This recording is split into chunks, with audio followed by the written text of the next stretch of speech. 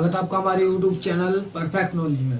जैसा कि आपको पता है, हमने कक्षा 10 की साइंस भी प्रारंभ कर दी थी और कल हमने रासायनिक विज्ञान का बेसिक पढ़ा था कि रसायन विज्ञान क्या होता है, रसायन विज्ञान की खोज किसने की है ना, ये इसकी उत्पत्ति कहाँ से हुई, ये सब पढ़ा था। आज हम पढ़ने वाले हैं रासायनिक विज्ञान का पहला चैप्टर, रासायनिक अभिक्रियाएं एवं समीकरण। यह आपका पहला चैप्टर है, ठीक है। और इसमें ही हमारा पहला आज का जो टॉपिक है वो रहने वाला है परिवर्तन। क्या रहने वाला है? परिवर्तन। तो परिवर्तन को मैं बताऊं तो परिवर्तन का जो अर्थ होता है वो एक तरह से होता है बदलाव। क्या होता है? बदलाव। किसी भी चीज का बदलाव परिवर्तन कहलाता है, ये बदलाव कहलाता है ना। इतना आपको क्लियर है? चलिए, अब परिवर्तन दो प्रकार के होते हैं। कितने प्रकार के होते हैं? दो प्रकार के। जैसे कि बोर्ड पे मैंने लिखा है परिवर्तन के प्रकार। परिवर्तन दो प्रकार के होते हैं। नंबर एक भौतिक परिवर्तन, नंबर दो रासायनिक परिवर्तन। ये क्या लिखा हुआ है? रासायनिक परिवर्तन, ठीक है। तो हमारे परिवर्तन दो होते हैं, एक भौतिक परिवर्तन, एक रासायनिक परिवर्तन, ठीक है। चलिए, नंबर एक पढ़ेंगे भौतिक परिवर्तन। भौतिक परिवर्तन क्या होता है? ऐसा परिवर्तन जिसमें कुछ नया न मिले, यानी कि ऐसा परिवर्तन जिसमें कुछ नया न बने, वह भौतिक परिवर्तन कहलाता है। क्या कहलाता है? भौतिक परिवर्तन। जिसमें कुछ नया नहीं बनेगा वो भौतिक परिवर्तन कहलाएगा, ठीक है। जैसे एग्जाम्पल भी लिखे हैं मैंने देखा, जैसे पेंसिल को तोड़ना। पेंसिल को तोड़ दो आप, पेंसिल है उसे तोड़ दो, कुछ नया थोड़ा ना बनेगा, रहेगी तो वो पेंसिल टूट गई, बस क्या हुआ? अवस्था में परिवर्तन हुआ, टूट गई, तो रही तो पेंसिल ही, तो वह भौतिक परिवर्तन है। दूसरा लिखा मैंने कागज को फाड़ना। देखिए, मैंने एक कागज भी लिया है आपको दिखाने के लिए। अगर इस कागज को मैं फाड़ दूं तो ये कागज है तो अब भी कागज, कुछ नया नहीं बना ना, नया नहीं बना तो ये भौतिक परिवर्तन है, ठीक है। यही रहा ना, रहा तो अब भी पेपर, तो भौतिक परिवर्तन है। क्लियर है? चलिए, अगला पॉइंट लिखा है चौक को घिसकर पाउडर बनना। चौक का घिसकर पाउडर बनना। अब चौक घिसी, आपने स्कूलों में देखा होगा, चौक घिसते होंगे टीचर और वो नीचे जम जाती है, चौक बन जाती है, मतलब पाउडर बन जाता है उसका।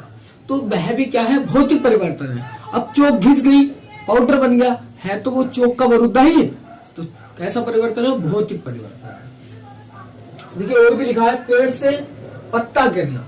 अब पेड़ से पत्ता गिरा, कोई नया तो बना नहीं, वहां भी पत्ता ही था, अब नीचे गिर गया, वहां भी पत्ता ही है, तो कैसा परिवर्तन है? भौतिक परिवर्तन है। क्लियर है? कैसा परिवर्तन है? भौतिक। चलिए, बल्ब का जलना। अब बल्ब है और वो जल जाए, आप स्विच ऑन कर दो वो जल जाए, तो कैसा परिवर्तन है? भौतिक परिवर्तन है, क्योंकि बल्ब था पहले, बुझा था, अब जल गया, ठीक है। अवस्था परिवर्तन हुआ है, ना कि कुछ नया बना है। अगर स्विच ऑन करना आ जाए, स्विच ऑन करना कैसा परिवर्तन है? भौतिक परिवर्तन है। स्विच ऑन ऑफ करना, ठीक है, भौतिक परिवर्तन है। अगला लिखा है कुर्सी का टूटना। किसी भी चीज का टूटना, वह क्या होगा? भौतिक परिवर्तन। मार्कर का टूटना, चश्मे का टूटना, है ना, या लकड़ी का टूटना, ये सब कैसे आएंगे? भौतिक परिवर्तन है। आपको बस ये देखना है कि कुछ नया बना या नहीं बना। अगर नहीं बना है तो क्या होगा? भौतिक परिवर्तन होगा, ठीक है। चलिए, आगे आया पानी का बर्फ बनना या बर्फ का पिघलना। दोनों एक ही, मतलब एक दूसरे को उल्टे हैं। पानी का बर्फ बनना या बर्फ का पिघलना, दोनों भौतिक परिवर्तन है। कैसे? अब देखो, पानी का बर्फ बना, पानी से तुमने उसकी अवस्था में परिवर्तन ला दिया। कैसी अवस्था में? द्रव से ठोस बना दिया, है तो वो पानी ही है, तो पानी ही, तो क्या होगा? भौतिक परिवर्तन होगा। या बर्फ का पिघलना, क्या होगा? भौतिक परिवर्तन। ठोस था, द्रव में बना दिया, रहा तो भौतिक परिवर्तन ही, क्योंकि कुछ नया तो नहीं बना। अगर कुछ नया नहीं बना है तो भौतिक परिवर्तन होगा, ठीक है। चलिए, भौतिक परिवर्तन क्लियर होगा आपको। आगे आता है रासायनिक परिवर्तन। ऐसा परिवर्तन जिसमें कुछ नया बने, ऐसा परिवर्तन जिसमें कुछ नया बने रासायनिक परिवर्तन कहलाता है। कैसा? रासायनिक परिवर्तन कहलाता है, जिसमें कुछ नया बनेगा। जैसे देखिए, एग्जाम्पल लिखा दूध का दही बनना। अगर एग्जाम में आ जाए दूध का दही बनना कैसा परिवर्तन है, तो रासायनिक परिवर्तन है। कैसा परिवर्तन है? रासायनिक परिवर्तन है। चलिए, दूसरा एग्जाम्पल फलों का पकना या खराब होना। अब फल पहले देखो कच्चे थे, अब पक गए, तो बदलाव आया है, क्योंकि पहले कच्चे थे अब पक गए, है ना। तो दोनों में अंतर है, नया बना है कुछ, तो कैसा परिवर्तन है? रासायनिक परिवर्तन। या खराब होना, पहले फल था अब खराब हो गया, खाने लायक नहीं रहा, तो कैसा बन गया, नया बना, कुछ नया बना है, तो क्या होगा, रासायनिक परिवर्तन होगा। अगला एग्जाम्पल देखिए, लकड़ी का जलना, लकड़ी का जलना, लकड़ी जल गई, अब क्या बन गई, राख बन गई, तो नया बना, पहले लकड़ी थी अब राख बन गई। जबकि लकड़ी का टूटना भौतिक परिवर्तन है, लेकिन लकड़ी का जलना रासायनिक परिवर्तन है। चलिए अगला है लोहे पर जंग लगना, लोहे पर जंग लगना रासायनिक परिवर्तन है। भोजन का पाचन, भोजन जो हमारे हम भोजन करते हैं उसका जो पाचन है वो रासायनिक परिवर्तन है ना, क्योंकि भोजन पचा अब कुछ नया बन गया है ना, तो वो कैसा होगा, रासायनिक परिवर्तन।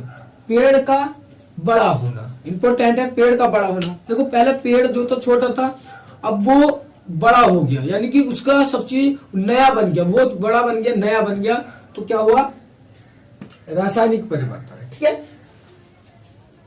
अब नोट में मैंने एक इंपॉर्टेंट बात लिखी है कि वह रासायनिक परिवर्तन एक रासायनिक परिवर्तन का अर्थ है कि कुछ स्थायी हमेशा के लिए रूप में बदल गया है और इसे वापस लाने का कोई तरीका नहीं है। यानी कि रासायनिक परिवर्तन में कोई वस्तु किस स्थायी रूप से बदल जाती है, उसे वापस लाने का कोई तरीका नहीं होता है। जैसे दूध से दही बनना, अब दूध से दही बन गई, क्या दही से दूध बन सकता है, नहीं बन सकता ना। तो इसका मतलब रासायनिक परिवर्तन में आप जो स्थायी रूप से बन गया वो बन गया, फिर उसे वापस लाने का कोई तरीका नहीं है। लेकिन भौतिक परिवर्तन में ऐसा नहीं है, अब वो वापस आ सकता है। जैसे कि देखो लकड़ी का टूटना टूट गई, अब उसे जोड़ भी सकते हैं, भले ही पूर्ण तरह के ना इससे नहीं आए, लेकिन आ सकता है। चलिए यहाँ पर मैंने देखो नोट में लिखा है कि जलना, जलाना या दहन, ये होता है हमारा रासायनिक परिवर्तन, रासायनिक में। ठीक है, शॉर्ट में लिखा है रासायनिक। अवस्था में परिवर्तन, अगर आपको अवस्था में परिवर्तन मिलता है तो होगा वो कौन सा, भौतिक परिवर्तन, भौतिक परिवर्तन। ठीक है, इतना क्लियर है। अगर आपको कोई चीज जलना, जलाना, कागज का जलना, लकड़ी का जलना या किसी चीज का दहन, लकड़ी का दहन, है ना, तो वो क्या आएगा, रासायनिक परिवर्तन आएगा। और अगर अवस्था में परिवर्तन होगा, उसकी अवस्था बदलेगी, तो हमारा होगा भौतिक परिवर्तन। ठीक है, चलिए और एक बात, एग्जाम्पल नहीं लिखा है वो मैंने, एक आता है, चलो ऐसे सुन लो, मोमबत्ती का जलना, मोमबत्ती का जलना कैसा परिवर्तन है, भौतिक है या रासायनिक, तो सोच के बताइए आप, भौतिक है या रासायनिक। अब देखिए मोमबत्ती का जलना, अभी बताया जलना और जलाना किस में आएगा, रासायनिक परिवर्तन में आएगा, तो रासायनिक परिवर्तन है। लेकिन आपने देखा होगा जब मोमबत्ती जलती है तो उसका कुछ भाग शेष नीचे जम जाता है, वो पूर्णतः नहीं जलती, नीचे कुछ मटेरियल उसका रह जाता है। तो जब कुछ बच रहा है, नया भी नहीं वो हो रहा है, मतलब कुछ रह भी रहा है, मोमबत्ती जली अब रह भी तो मोमबत्ती गई, तो भौतिक परिवर्तन है। तो इसका मतलब मोमबत्ती का जलना में रासायनिक परिवर्तन भी है, भौतिक परिवर्तन भी है, दोनों परिवर्तन है मोमबत्ती के जलने में।